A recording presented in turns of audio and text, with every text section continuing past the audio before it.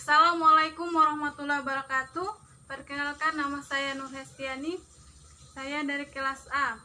Saya akan mempresentasikan video pembelajaran tentang hukum-hukum dasar kimia. Nah, apa sih hukum-hukum dasar kimia itu? Hukum-hukum dasar kimia adalah hukum yang mendasari segala perhitungan kimia. Perhitungan kimia disebut juga dengan stoikiometri. Ada 5 hukum dasar yang ada pada stoikiometri, yaitu yang pertama adalah hukum kekekalan massa atau hukum Lavoisier. Kedua, hukum perbandingan tetap atau hukum Rawls. Ketiga, hukum kelipatan perbandingan atau hukum Dalton. Keempat, hukum perbandingan volume atau hukum Gay-Lussac. Dan yang terakhir adalah hukum Avogadro. Oke, pembahasan pertama adalah hukum kekekalan massa atau hukum Lavoisier, dinyatakan oleh Anthony Guren Lavoisier pada tahun 1743 sampai 1794. Ia mengatakan bahwa massa zat sebelum dan sesudah reaksi kimia itu adalah tetap.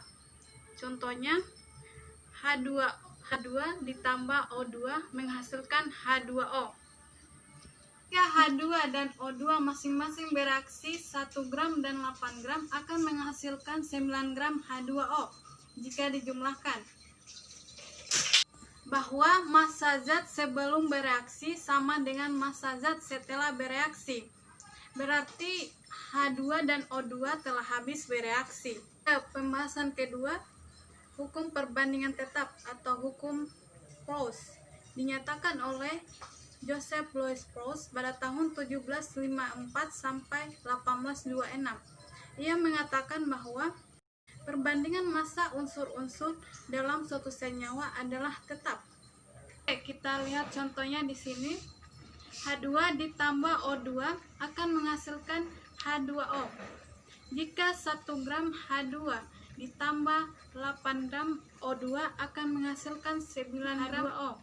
Jika 2 gram H2 ditambah 16 gram O2 akan menghasilkan 18 gram H2O. Jika 3 gram H2 ditambah 16 gram O2, jawabannya itu bukan 19 tetapi 18. Karena H2 dan O2 telah membentuk perbandingan 1:8.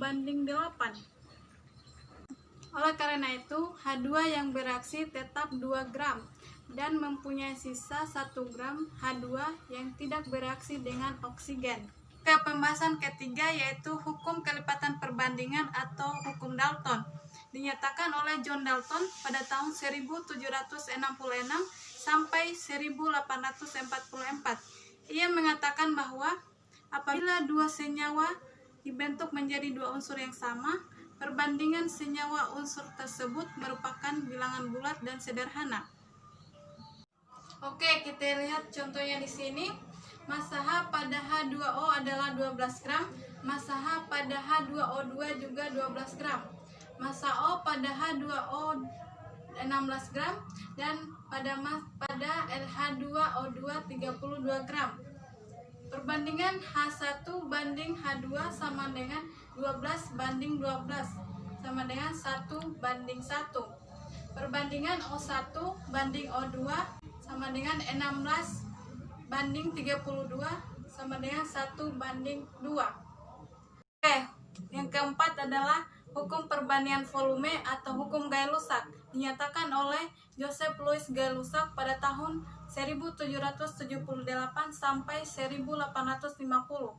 Ia mengatakan bahwa pada tekanan dan suhu sama, perbandingan volume gas-gas yang bereaksi dan gas hasil reaksi adalah bilangan bulat dan sederhana. Oke, kita lihat contohnya di sini. Jika diberikan hidrogen berwujud gas dan oksigen berwujud gas, akan menghasilkan H2O yang berwujud gas juga. Nah, sebelum kita jumlahkan, di sebelah kiri hidrogen berindeks 2 dan di sebelah kanan hidrogen berindeks 2 juga. Perhatikan yang oksigen.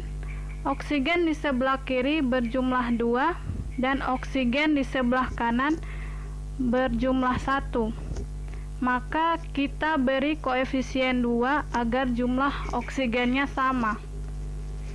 Oke, sekarang perhatikan jumlah hidrogen di sebelah kiri berjumlah 2, di sebelah kanan 2 kali 2 sama dengan 4. Maka kita harus memberi koefisien 2 pada hidrogen yang di sebelah kiri. Nah, jika hidrogen berjumlah 4 liter, maka berapa oksigen yang bereaksi dan berapa air yang terbentuk? Oke, kita lihat contohnya di sini. Koefisien hidrogen adalah 2 dibanding koefisien oksigen adalah volume hidrogen adalah 4 liter dibanding volume oksigen adalah yang akan dicari. Oke, penyelesaian, maka 2 dibagi 1 sama dengan 4 liter dibagi volume oksigen akan menghasilkan volume oksigen sama dengan 4 liter dibagi 2 akan menghasilkan 2 liter.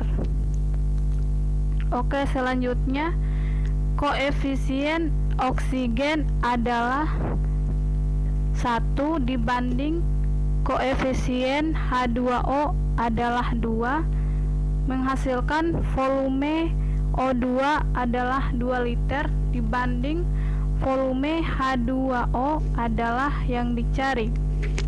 Oke, penyelesaiannya 1 dibagi 2 adalah 2 liter dibagi volume H2O. Volume H2O akan menghasilkan 2 liter dikali 2 sama dengan 4 liter. Oke, yang terakhir adalah hukum Avogadro. Hukum Avogadro sama dengan hukum Gay-Lussac, akan tetapi perbandingannya menggunakan volume dan jumlah partikel. Nah, itulah video yang saya bawakan. Lebih dan kurangnya mohon dimaafkan. Wassalamualaikum warahmatullahi wabarakatuh.